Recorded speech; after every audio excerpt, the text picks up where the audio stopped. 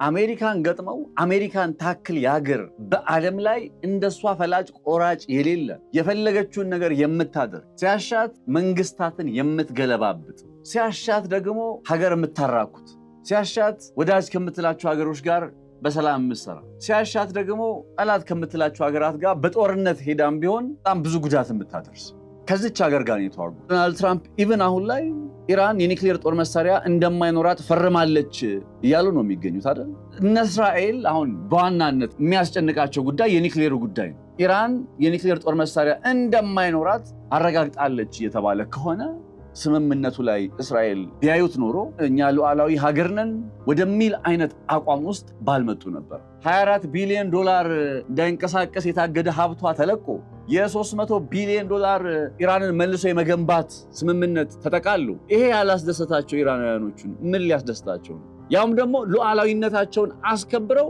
ሉዓላዊነታቸውን ከማስከበር ባሻገር የግዛት አንድነታቸውን ከማስከበራቸው ባሻገር ያገኙት ጥቅም ነው፣ ድል ነው። አሜሪካ ኢራን የነዳጅ ምርቶችና የፔትሮሊየም ነክ ዕቃዎች ላይ ማዕቀብና ታሪፎችን ለማንሳት ተስማምታለች። የሚፈረመው ስምምነት ምንነትን ግን እስራኤል አሁንም ድረስ አታውቅም። እስራኤሎች ደስተኛ አልሆኑበትም እንደምንለው ሁሉ ኢራናውያን ደግሞ ደስተኛ ሆነውበታል። በዚህ ስምምነት ላይ ነው የኒውክሌር ተጠቃሚነቷ ጉዳይ፣ ያልተረጋገጠም የኒውክሌር ጦር መሳሪያ ጉዳይ፣ የባላስቲክና የክሩዝ ሚሳኤሎች መርሃ ግብር ጉዳይ፣ ከነ ሂዝቦላ ጋር ያላት አጋርነት ጉዳይ፣ በእነዚህ ነጥቦች ላይ ስምምነቱ ምንም ያለው ነገር የለም ነው የሚለው። እነዚህ ነጥቦች እስራኤላውያንን አላስደሰቱም ካለን ኢራናውያኖች ውስጥ ደግሞ በየትኛዎቹ ነጥቦች ተደሰቱ ነው? ኢራን ዩራኒየም ላለማበልጸግ እንድትገደድ የሚጠይቅ አይነት የተኩስ አቁም አለመሆኑ ሊታወቅ ይገባል።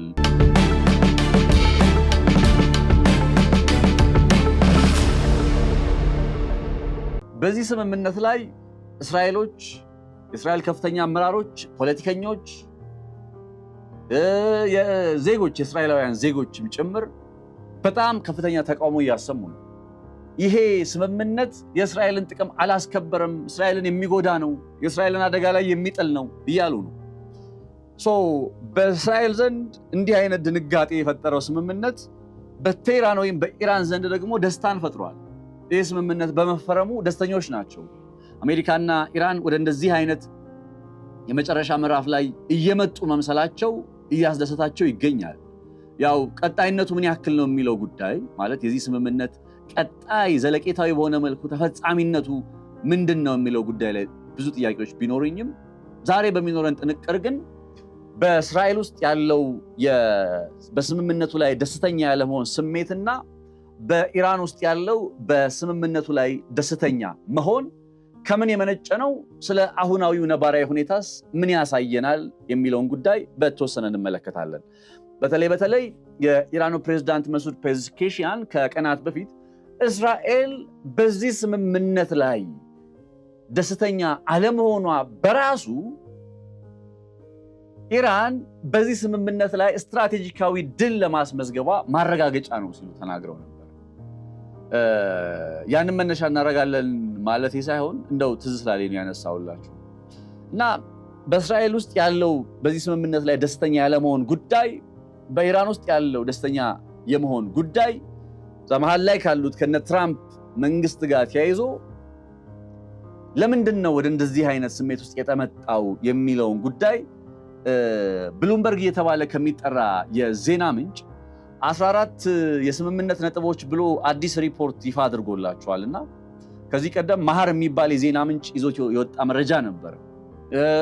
ከዛ በኋላ ሮይተርስም ይዞ ወጥቶ ነበረ። አሁን ደግሞ ብሉምበርግ የለም እነዚህ ናቸው የመጨረሻዎቹ 14ቱ የስምምነት ነጥቦች እነዚህ ናቸው ብሎ የቀረበው መረጃ አለ። የመጨረሻዎቹ 14 የስምምነት ነጥቦች። በዚህ ነጥቦች ላይ ከተጠቃለሉት ጉዳይ ታዲያ ዶናልድ ትራምፕ ከቀናት በፊት ስለምን 300 ቢሊዮን ዶላር ነው የምታወሩት? እኛ 300 ቢሊዮን ዶላር አንሰጥም ምናምን የሚል ነገሩንም ሐሰተኛ ነው በማለት ከኢራን መልሶ ግንባታ ጋር በተገናኘ የተነሱ ዘገባዎችን አጣጥለው ነበርና አኮርዲንግ ቱ ብሉምበርግ አሁን ብሉምበርግ ይዞ በወጣው ዘገባ ግን ከነጨራሹ 300 ቢሊዮን ዶላር ኢንቨስትመንቱ ትክክለኛ የሆነና በስምምነቱ የመጨረሻ ምዕራፍ ላይ ሁለቱ ሀገራት የሚፈራረሙበት እንደሆነ በግልጽ አስታውቋል። የሚገርመው ነገር ለካ ይሄንን ስምምነት እስራኤል ለማየት ፈልጋ ከመፈረሙ በፊትም ሆነ ከተፈረመ በኋላ ለማየት ፈልጋ ብዙ ጥራ ሳይሳካላት ቀርቷል አሉ። እሱም ለምን እንዳልተሳካላት ጭምር በዛሬ ቆይታችን በተወሰነ እንመለከታለን። ሰላም ጤና ይስጥልን ክቡራትና ክቡራን የገበያ ፖድካስት ቤተሰቦች፣ ነፃነት ላቀው ነኝ። በገበያ ፖድካስት አብራችሁ እንድትሆኑ በአክብሮት ጋብዛለሁ። ቻናላችንን ሰብስክራይብ እያደረጋችሁ ቤተሰባዊነታችሁ አይለየን እንላለን። መልካም ጊዜ፣ መልካም ቆይታ ይሁንላችሁ።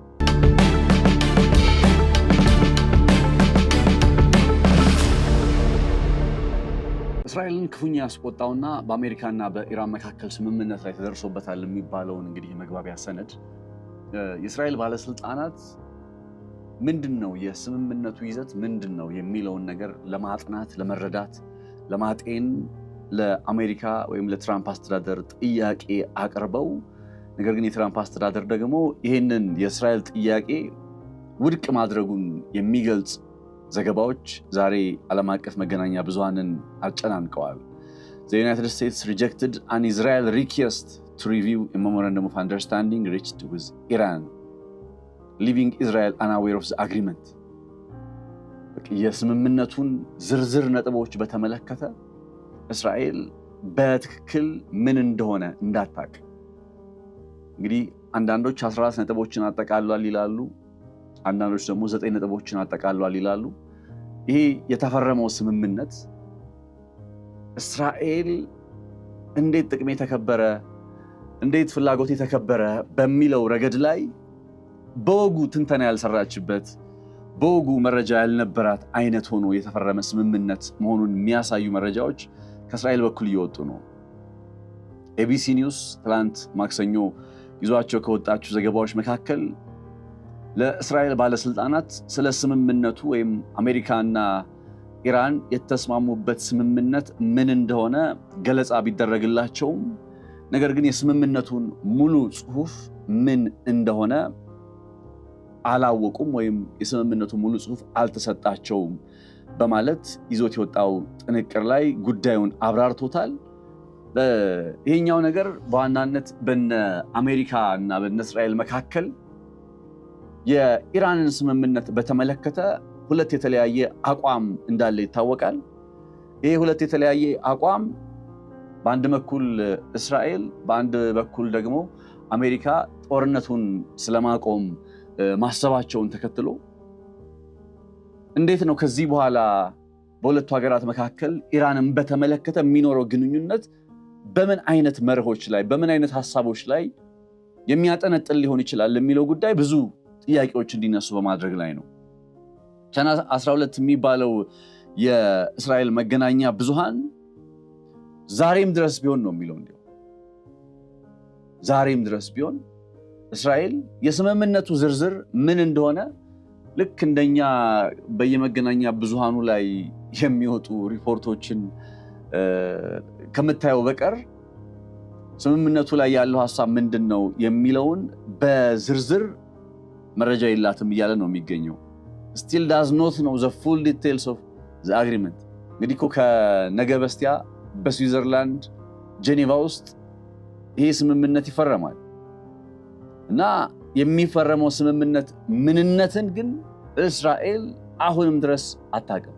አንድም ባይዘወይ በዚህ በእስራኤልና በአሜሪካ መካከል ይሄ ሐሳብ ልዩነቱ እንዲበዛ ያደረገው ነጥብ ይሄኛው ነው። ክቡራትና ክቡራን ባለፈው ቀናት ያው እንደተነጋገርንበት የኒውክሌር መርሃ ግብርን በተመለከተ ለምሳሌ ስምምነቱ ድርድሮች እንደሚደረጉ ይገልጻል።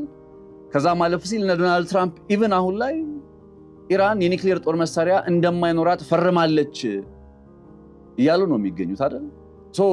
እነ እስራኤል አሁን በዋናነት ለምሳሌ የሚያስጨንቃቸው ጉዳይ የኒውክሌሩ ጉዳይ ነው። በኒውክሌሩ ጉዳይ ላይ እልባት መጥቷል ወይም ኢራን የኒውክሌር ጦር መሳሪያ እንደማይኖራት አረጋግጣለች የተባለ ከሆነ ይሄንን ነገር ስምምነቱ ላይ እስራኤል አይተውት ቢሆን ኖሮ እነ ኔታንያሁ መረጃው ቢኖራቸው እነ ትራምፕ ከነገሯቸው ውጪ አክቹዋሊ ወረቀቱ ላይ ይሄኛው ነገር ቢኖር ኖሮ ወይም ቢያዩት ኖሮ በዚህ ደረጃ ስምምነቱን የመቃወምና ዶናልድ ትራምፕን መሪያችን አይደሉም እኛ ሉዓላዊ ሀገር ነን ወደሚል አይነት አቋም ውስጥ ባልመጡ ነበር።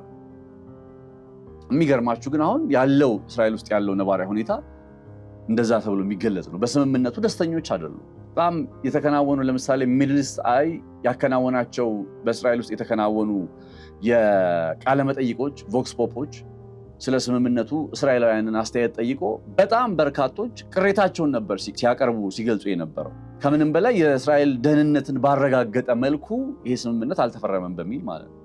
የኢራንን ደህንነት ባረጋገጠስ መልኩ ተፈርሟል ወይ የሚለውም ጥያቄ ግን እዚህ ጋር አብሮ ሊነሳ ይገባል።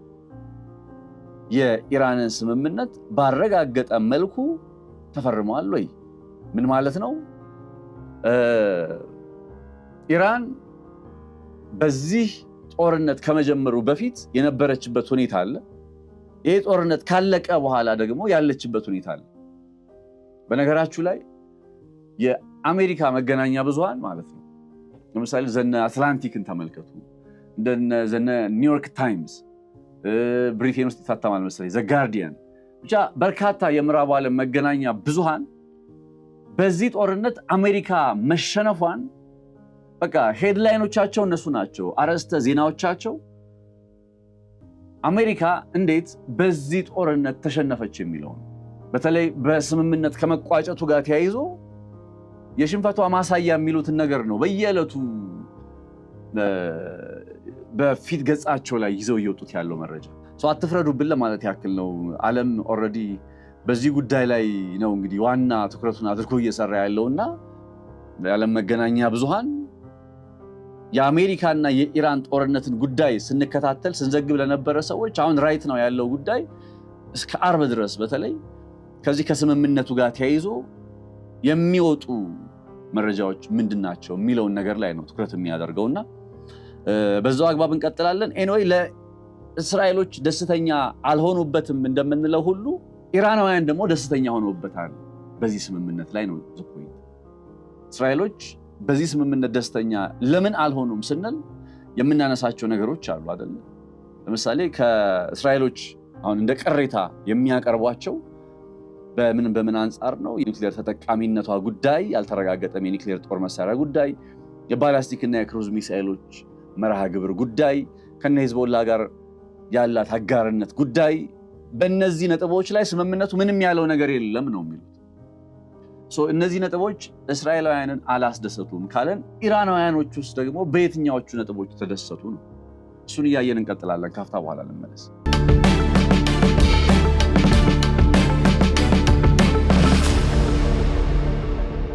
የእስራኤላውያኖች ደስተኛ ያለመሆናቸው ምክንያት እንግዲህ በጣም በብዙ ጥንቅሮች ላይ ሰርተንላቸዋል። ኢራናውያኖቹ ለምን ተደሰቱ የሚለውን ጉዳይ ስንመለከት አንደኛ አሜሪካን የገጠሙት አሜሪካን ገጥመው አሜሪካን ታክል ያገር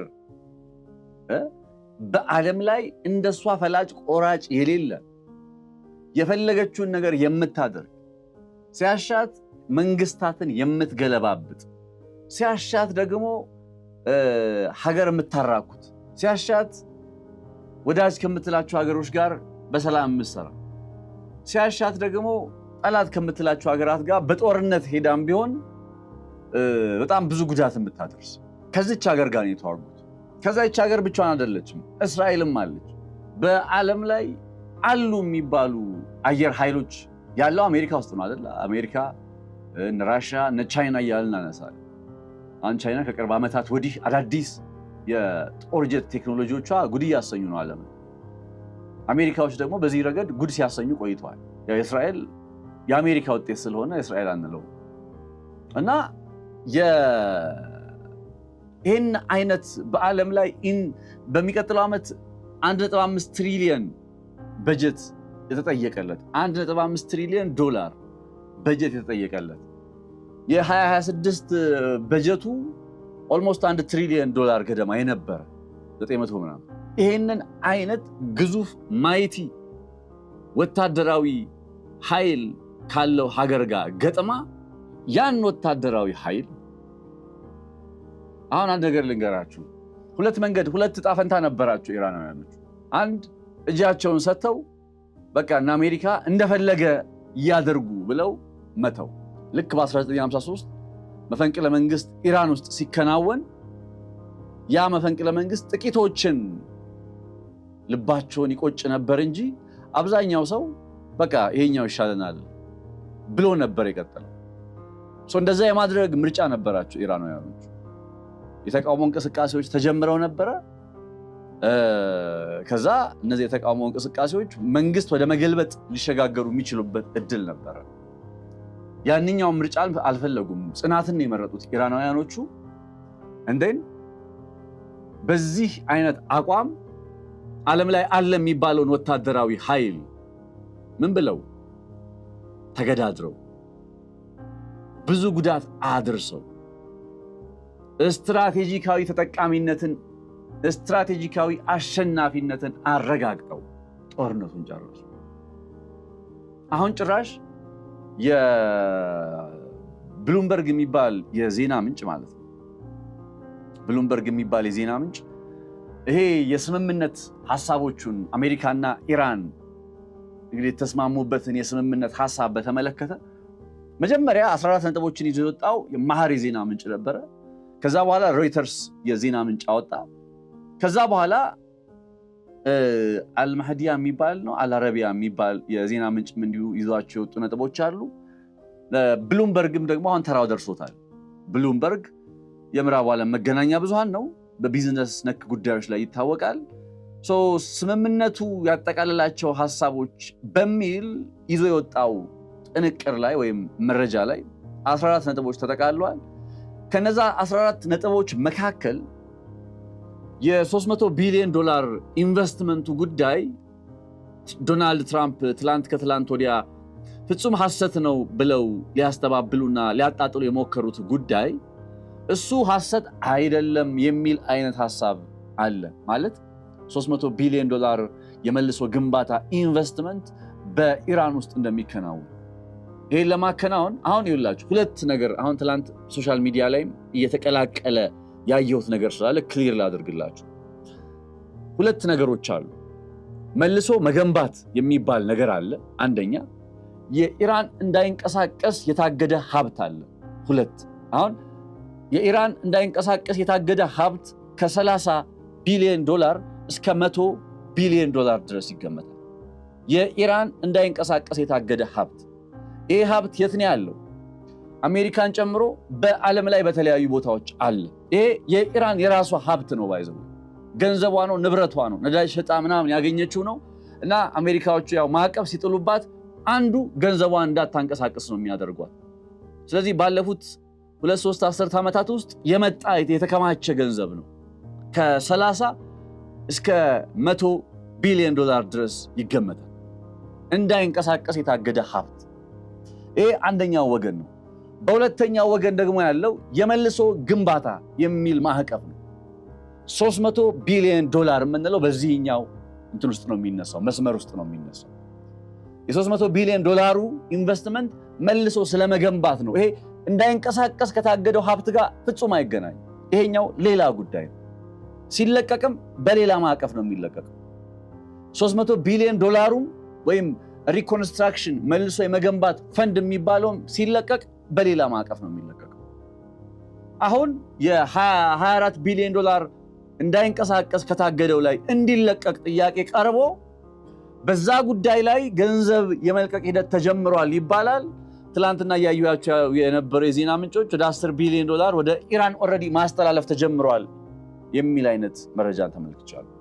ይሄ በአንድ ወገን ያለው። አሁን ብሉምበርግ ይዞት የወጣው ሐሳብ ላይ 300 ቢሊዮን ዶላሩ which is ዶናልድ ትራምፕ ከትላንት በስቲያ ሐሰተኛ የዲሞክራቲክ ፖለቲካ ፓርቲ ሰዎች መረጃ ነው ብለው ያጣጥሉት የሞከሩት። እርግጥ ነው ሚሊዮንና ቢሊዮን የሚለውን ቀላቅለውታል። መቼም ያው ዶናልድ ትራምፕ እንደዚህ አይነት ነገር ብዙ ጊዜ ያጋጥማቸዋል። አሁንም እንደዛ አድርገዋል እና የ300 ቢሊዮን ዶላሩ ጉዳይ ትክክለኛ ያልሆነ መረጃ ነው የሚል አንድምታ ያለው አስተያየታቸውን ሰጥተው ነበር። ነገር ግን አሁን ብሉምበርግ እጅ ላይ ገባ በሚለው የመጨረሻ የስምምነት ሐሳብ ላይ which is እስራኤሎቹ ዛሬም ድረስ የማያውቁት የሚባለው ማለት ነው ምን እንደሆነ የማይታወቀው እሱ በዛ ጉዳይ ላይ ብሉምበርግ እጅ ላይ ገባ ባለው የመጨረሻው የኤምኦዩ ሰነድ ላይ ያለው ሐሳብ ይሄ ነው። 300 ቢሊዮን ዶላር የመልሶ ግንባታ ኢንቨስትመንት አለ እና ይሄ ጉዳይ ሆርሙዝን ተውት፣ የሆርሙዝ ሰርጥ ላይ ተውት፣ የኒክሌሩንም ጉዳይ ተውት። ኢራን ማዕቀብ ተነስቶላት 24 ቢሊዮን ዶላር እንዳይንቀሳቀስ የታገደ ሀብቷ ተለቆ የ300 ቢሊዮን ዶላር ኢራንን መልሶ የመገንባት ስምምነት ተጠቃሉ። ይሄ ያላስደሰታቸው ኢራናውያኖችን ምን ሊያስደስታቸው ነው? ያውም ደግሞ ሉዓላዊነታቸውን አስከብረው ሉዓላዊነታቸውን ከማስከበር ባሻገር የግዛት አንድነታቸውን ከማስከበራቸው ባሻገር ያገኙት ጥቅም ድል ነው። በፍጹም ልንክደው አንችልም። የትኛውም ቦታ ላይ ብንቆም ይህንን ልንክደው አንችልም። ይሄኛው ጉዳይ ኢራናውያኖችን ደስ እያሰኘ ያለ በጣም መሰረታዊ ነጥብ ሆኗል። ሌላስ እንግዲህ በብሉምበርግ ዘገባ ላይ የተነሱት ጉዳዮች ምንድናቸው? 14 ነጥቦች አሉ ነው ያለው እንግዲህ ብሉምበርግም። እነዛ ነጥቦች ምንድናቸው የሚለውን እያየን እንቀጥላለን። አሁንም ካፍታ በኋላ ልመለስ።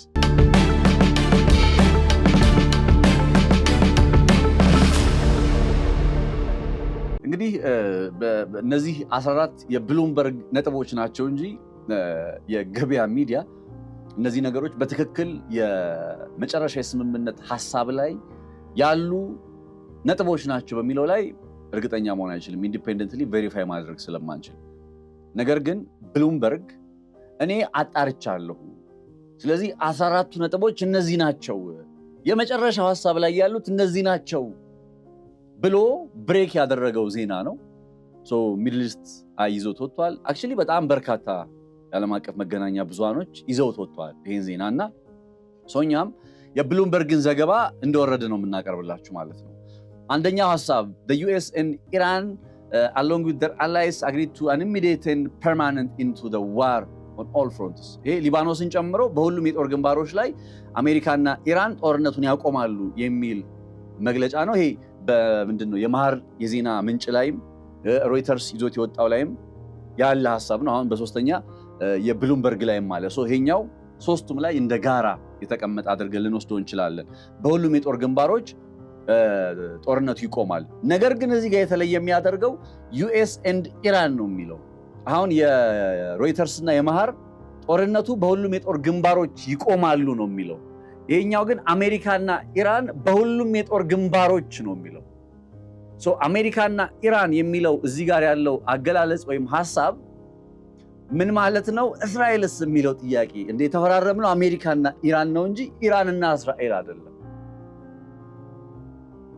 ይሄኛው ከዚህ ቀደም ከነበሩቱ የማህር ዜና ምንጭም ሆነ የሮይተርስ 14 ነጥቦች የተለየ የሚያደርገው ዩኤስ ኤንድ ኢራን ከሚለው ሐሳብ ሲጀምር ነው። ሁለተኛው the second clause contain a joint commitment to respect for sovereignty and territorial integrity ያው የሀገሪቱን ሉዓላዊ አንድነትና ሉዓላዊነት ከማክበር ጋር በተገናኘ የሚቀጥሉ ነገሮች ናቸው ተብሏል። በሶስተኛ ደረጃ ኢራን and US agree to negotiate a final peace deal over the next 60 days and extend the current ceasefire if needed። በሚቀጥሉ 60 ቀናት ውስጥ አሜሪካና ኢራን የመጨረሻውን የስምምነት ምዕራፍ ላይ ይፈራረማሉ ወይ ይስማማሉ። አስፈላጊ ሆኖ ከተገኘ ግን ይሄንን የተኩስ አቁም ጉዳይ ወይም ይሄ የተኩስ አቁም ቀናት ሊያራዝሙት ይችላሉ የሚል ሐሳብ አለ። አዲስ ነገር እዚህኛው ጥንቅር ላይ ወይም እዚህኛው 14 ነጥቦች ላይ ያለው አዲሱ ነገር ደግሞ ሌላ ምንድነው? እስካሁን የነበሩት ይሄ የ60 ቀኑ የተኩስ አቁም ስምምነት በዛ ጊዜ ውስጥ ስምምነት ተደርጎ የመጨረሻው ስምምነት ተፈርሞ ይጠናቀቃል የሚል ሐሳብ አለ። አሁን ላይ ወይም ብሉምበርግ ይዞት የወጣው ሐሳብ ላይ በቀጣይ ማራዘም አስፈላጊ ሆኖ ከተገኘ የ60 ቀናቱን የተኩስ አቁም ጊዜ እሱን ማራዘም የሚል ጉዳይም ተጠቃሏል። በአራተኛ ደረጃ the US agreed to lift its naval blockade in the Strait of Hormuz. This section also contains mention of withdrawing its US force from surrounding areas within 30 days of the final agreement. It is not clear where the geographic boundaries are. ይሄ እኔ አይመስለኝም፣ ግን ምን መሰላችሁ የአሜሪካ የሆርሙዝ ሰርጥ አካባቢ ላይ ያላትን የባህር ላይ እገዳና ክልከላ ታነሳለች አለ። ከዛ በኋላ ይሄ ሐሳብ ግን አሜሪካ በሆርሙዝ ሰርጥ ያላትን የባህር ላይ እገዳ ታነሳለች የሚለው ሴክሽን በውስጡ ምን አጠቃሏል? አሜሪካ በዙሪያ ካለ ሰራውንዲንግ ኤሪያ በኢራን ዙሪያ ካለ አካባቢ ላይ የወታደራዊ ኃይሏን እንድታስወጣ ስምምነት ተደርሷል። ይሄም በ30 ቀን ውስጥ የሚከናወን ነው እያለ ነው የሚገኘው ብሉምበርግ። እስካሁን ካዩዋቸው ስምምነት ተብለው እነ መሃርም ይዟቸው ከወጡቱ አይ ቲንክ መሃር ላይ ነበር መሰለኝ ይሄኛው እንትን ኤኒዌይ አዲስ ይመስላል። ይሄ አሜሪካ በዙሪያ ካሉ እንግዲህ ዲፋይን አይደለም ይላል የመሬት አቀማመጡ ድንበር ወይም ከየትኛው ድንበር ወደዛ ነው አሜሪካ ወታደራዊ ኃይሏን እንድታሸሽ የሚጠበቀው የሚለው ጉዳይ ግልጽ አይደለም። ይሁን እንጂ አኮርዲንግ ቱ ብሉምበርግ በ30 ቀናት ውስጥ አሜሪካ ልክ የሆርሙዝ ሰርጥ ላይ ያለውን የባህር ላይ እገዳና ክልከላ እንደምታነሳ ሁሉ በዛ ተመሳሳይ ጊዜ በሰራውንዲንግ ኤሪያስ ከሚባሉቱ ወታደራዊ ኃይሏን ታሸሻለች ወይም ታርቃለች የሚል ሐሳብ ተቀምጧል እያለ ነው ብሉምበርግ። እንዳልኳችሁ ግን ከባድ ይመስለኛል። እኔ አሜሪካ ከዛ ቦታ ላይ ወታደራዊ ኃይሏን ልታስወጣ የምትችልበት አይነት ሁኔታ ያለ አይመስለኝም። አሜሪካ ደግመዋለሁ ከዛ አካባቢ ላይ ወታደራዊ ኃይሏን ልታስወጣ የምትችልበት ያለ ሁኔታ ያለ አይመስለኝም። ይሁን እንጂ እነ ብሉምበርግ ወታደራዊ ኃይሏን ልታስወጣ እንደምትችል በስምምነቱ ላይ ሳይቀርብ ወይም ሳይሰፈር አይቀርም እያሉ ነው። ታዲያ ይሄ እንዴት ነው እስራኤልን በጣም በቃ ቀውስ ላይ ሆንባት የሚችለው አስባችሁታል? ምን ማለት እንደሆነ ለእስራኤል እንዲህ አይነት አሜሪካ ከአካባቢው ላይ ያላት ተጽዕኖ ጭምር መቀነስ፣ በሌላ ቋንቋ እስራኤል የሚኖራትን ተጽዕኖ እኮ እንደመቀነስ ጭምር ነው። በአምስተኛ ደረጃ ያለው ኢራን agreed to lift its blockade of the Strait of Hormuz and remove any obstacles። ኢራን የሆርሙዝ ሰርጥን ትከፍታለች፣ ሌላ እንቅፋት ሊሆኑ የሚችሉ ነገሮችን ሁሉ ታስወግዳለች የሚለው ይሄኛው ጉዳይ ኦልሬዲ በሌሎቹ ላይ ያለ ሐሳብም ስለሆነ የሚያጠራጥር አይነት አይሆንም። ሌላኛው ይሄ ቅድም ያነሳውላችሁ የ$300 ቢሊዮን ጉዳይ ነው። the US agreed to ensure financing at least $300 billion for rehabilitation and economic development of Iran። ይሄ ጉዳይ በነገራችሁ ላይ ለጦርነቱ ካሳ ሲባል የነበረውን ሐሳብ ለጦርነት እንደ ካሳ ይከፈል ሲባል የነበረውን ሐሳብ አሁን ገልብጠውት የመልሶ መገንባት rehabilitation and economic development በሚል ማዕቀፍ ውስጥ መልሶ መገንባት በሚል ፈንድ ኢንቨስትመንት ፈንድ በማድረግ ሊሰሩበት ያሰበ ጉዳይ ነው እየተባለ ይገኛል። $300 ቢሊዮን አብሮ ተጠቃሏል ነው እያለ የሚገኘው ብሉምበርግ። ይህን ነጥብ ያው እነ ዶናልድ ትራምፕ በትሩዝ ሶሻል ገጻቸው ላይ የ300 ሚሊዮኑ ማለት ያው ቢሊዮን ሊሉ ፈልገው እንደሆነ እንረዳና እሱ ጉዳይ ሐሰት ነው ብለው መናገራቸውን አንዘነጋም። This sum is part of a final agreement that will be implemented within 60 days። ይህም ጉዳይ የ300 ቢሊዮን ጉዳይም ጭምር በቀጣይ 60 ቀናት ውስጥ እንደሚጠናቀቅ የሚጠበቅ ነው የሚል ነው።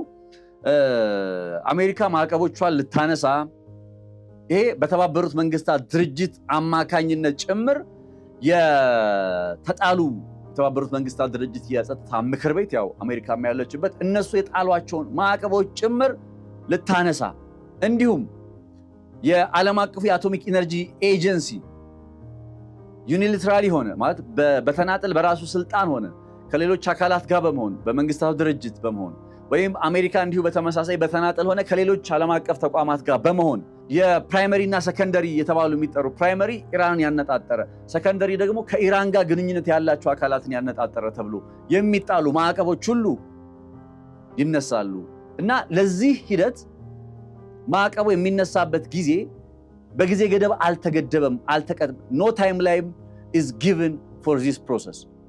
ለዚህ ሂደት የተቀመጠ የጊዜ ገደብ የለም። ማዕቀብ የማንሳት ሂደቱ በጊዜ የተገደበ አይደለም። አኮርዲንግ ቱ ብሉምበርግ ይሄኛው ነው ሌላኛው የስምምነቱ ሐሳብ እያለ ነው። በስምንተኛ ደረጃ ያለው ኢራን reiterates that it will not produce a nuclear weapon። ይሄኛው ሐሳብ ኢራን የኒውክሌር ጦር መሳሪያ እንደማይኖራት ሮይተርስ ላይም አለ አይደለ? ኢራን neither produce nor acquire የሚለው ሐሳብ ኢራን የኒውክሌር ጦር መሳሪያ አይኖራትምም አታመርትምም የሚለው ሐሳብ እዚህ የብሉምበርግ ትንታኔ ላይም አለ። ኢራን reiterates that it will not produce a nuclear weapon። ይሄኛው ሐሳብም እዚሁ ጋር ተጠቃልሏል። የተኩስ አቁም ሂደቱ ላይ የዩራኒየም ማበልጸግ ሂደት ጋር ተያይዞ ያሉ ሐሳቦችም እንዲሁ በዚያው ፓርት ላይ እንደሚታዩ ጭምር ተመላክቷል። This section also says that fate of Iran enriched uranium and wider nuclear program will be addressed in a final agreement። በመጨረሻው ስምምነት የኢራን የኒውክሌር የበለጸገው ዩራኒየም ጉዳይና አጠቃላይ የኒውክሌር ፕሮግራሙ ጉዳይ መጨረሻ የሚያገኘው በመጨረሻው ስምምነት ላይ ነው። ምንም እንኳን ኢራን የኒውክሌር ጦር መሳሪያ አይኖረኝም ብትልም እንኳን እንዴትና በምን መልኩ የሚለውን ግን በተለይ የበለጸገ ዩራኒየምን ጨምሮ አጠቃላይ የኒውክሌር መርሃ ግብሯን ጉዳይ በቀጣይ 60 ቀናት በሚደረግ የድርድር ሂደት የምትወስንበት ነው ወይም በስምምነት የሚጠናቀቅ ነው የሚል ነጥብ ተጠቃሏል። It is notable that the ceasefire does not include an immediate demand for Iran not to enrich uranium. ሊታወቅ የሚገባው ጉዳይ የተኩስ አቁም ስምምነቱ ኢራን ዩራኒየም የማበልጸግ ሂደቷን በአንድ ጊዜ እንድታቆም ወይም ኢራን እንድትገደድ ዩራኒየም ላለማበልጸግ እንድትገደድ የሚጠይቅ አይነት የተኩስ አቁም አለመሆኑ ሊታወቅ ይገባል እያለ ነው የሚገኘው። የቀሩ ሀሳቦች አሉ። እነሱን ከፍታ በኋላ ተመልሼ ወደ እናንተ ማድረስ እንቀጥላለሁ።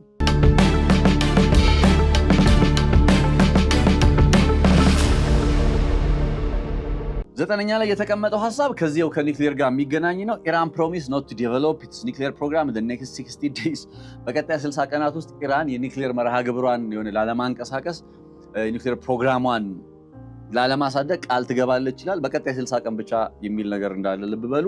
ኢራን will maintain the status quo on its nuclear program and US will not impose new sanctions on Iran or strengthen its support in the region. so አሜሪካ በቀጠናው ላይ የኃይል እንቅስቃሴዋን አታጠናክርም የሚል ነገር ሲጠቃለል፣ በተመሳሳይ አዲስ ማዕቀብም ደግሞ በኢራን ላይ አትጥልም የሚል ነጥብ ከአሜሪካ ይጠበቃል ይላል። በዚህ ጊዜ ከኢራን ምንድነው የሚጠበቀው? የኒውክሌር ፕሮግራሟ ላይ አዲስ ነገር ምንም አትጀምርም፣ እንቅስቃሴ አታረግም የሚል ሐሳብ አለ። አሁን ላይ ያለውን ስታትስ ኮ እንደጠበቀች ነው የምትቀጥለው። የኒውክሌር መርሃ ግብሯ አሁን ላይ ያለበት ስታትስ ኮ አዲስ ነገር ሳይጨመርበት ባለበት ሁኔታ ይቀጥላል እስከ 60 ቀኑ የመጨረሻው ስምምነት ድረስ። ቀጥሎ ያለው ሐሳብ the US agree not to issue sanction waivers for the sale of Iranian oil petroleum products. አሜሪካ በኢራን የነዳጅ ምርቶችና የፔትሮሊየም ነክ ዕቃዎች ላይ ማዕቀቦችን ለማንሳት ማዕቀብና ታሪፎችን ለማንሳት ተስማምታለች ይላል።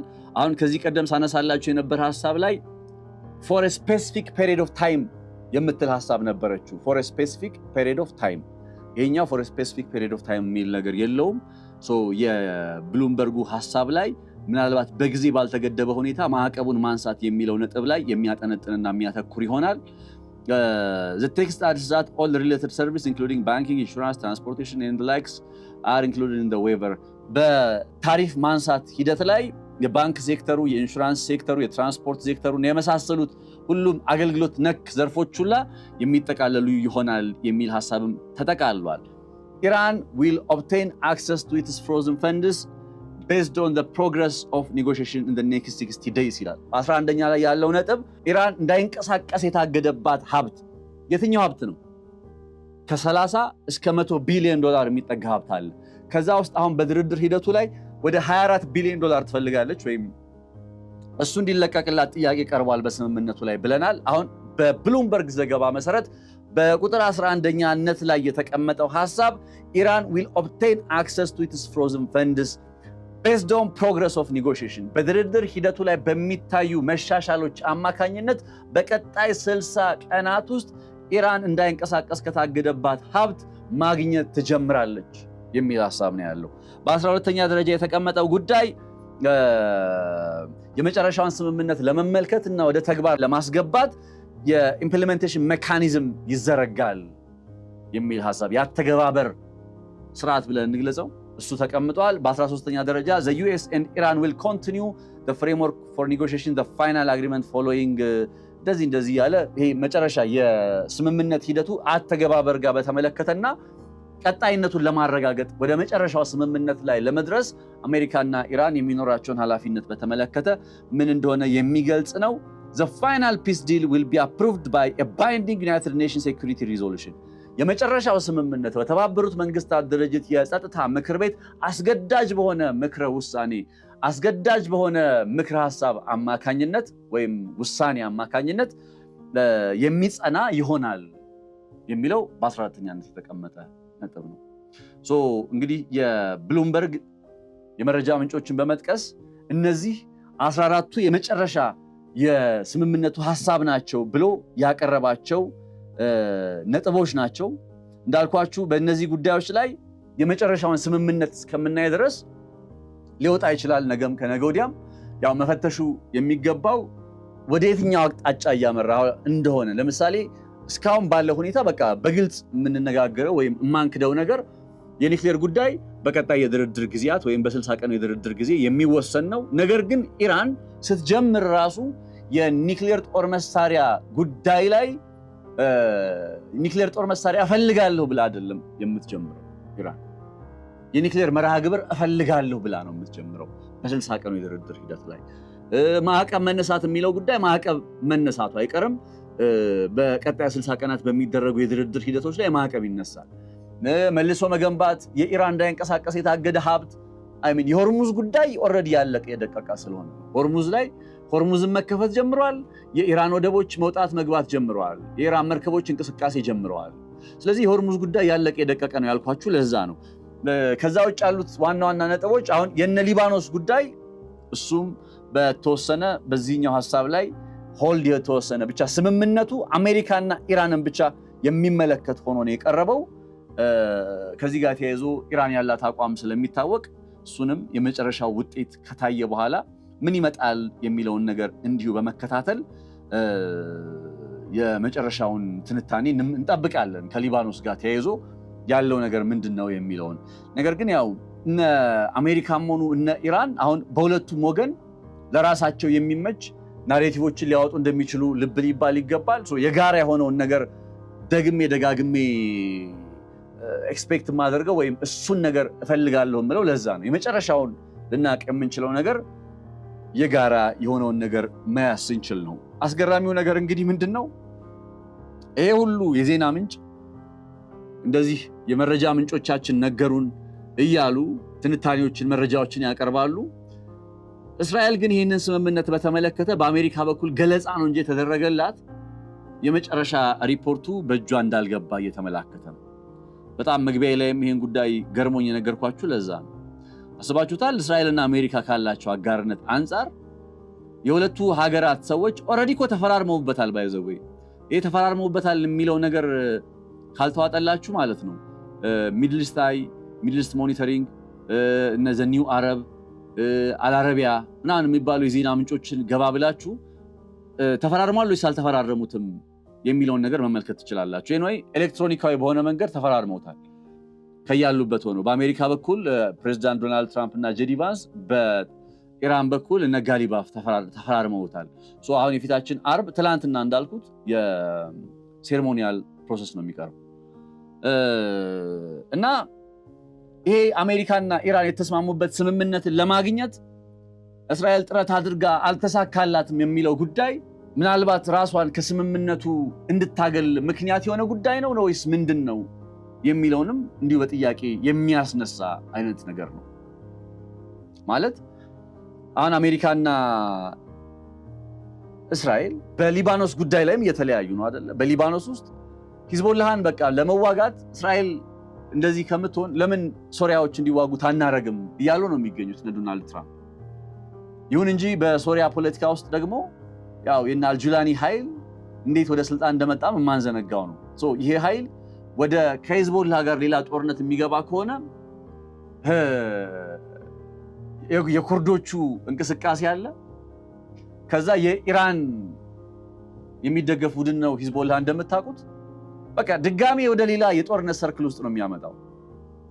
የነ ሂዝቦላህ ከነ ሶሪያ ጋር ጦርነት እንዲገቡ የማድረግ ጉዳይ ከዚህ ቀደም በሊባኖስ ውስጥ በነበረ ጦርነት የእርስ በርስ ጦርነት ጊዜ የሱኒዎቹን እንቅስቃሴ የሚደግፈው የነ ሶሪያ መንግስት ነበረ። የሺያዎችን እንቅስቃሴ የሚደግፈው ደግሞ የነ ኢራን መንግስት ነበረ። እና አሁን ላይ ወደ እንደዚህ አይነት ነገር ውስጥ እንዲያስገቧት ነው የፈለጉት ሊባኖስን ወይስ ምንድነው ነው?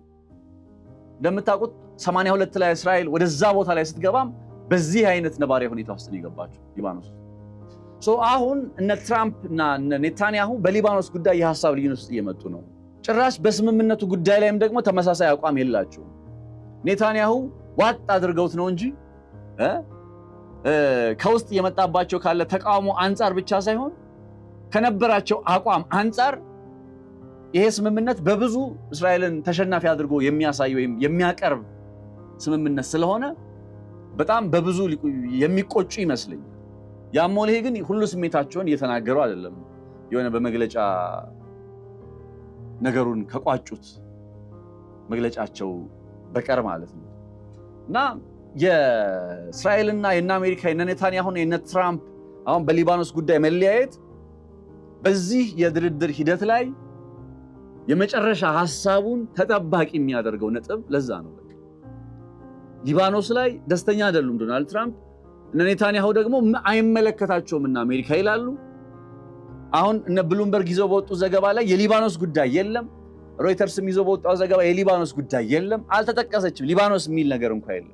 ሶ ዋት ቱ ኤክስፔክት ምንድነው የምጠብቀው ከፊታችን አርብ ስምምነቱ ሲመጣ ለማየት የምትጓጓው ነገር ምንድነው ብትሉኝ፣ ለማየት የምጓጓው ነገር የሊባኖስ ጉዳይ እንዴት ተደራሽ ሆነ የሚለው ነጥብ ነው ማለት ነው። ለማንኛውም ለዛሬ አጠር አድርጌ ያቀረብኩላችሁ ጥንቅር ይሄን ይመስል ነበር። አብራችሁ ስለነበራችሁ ልባዊ ምስጋና በያላችሁበት ይድረስ። ነፃነት ላቀው ከመላ ዝግጅት ክፍላችን ጋር በጋራ በመሆን በዚህ ሰናበታለሁ። መልካም ጊዜ፣ መልካም ቆይታ ይሁንላችሁ።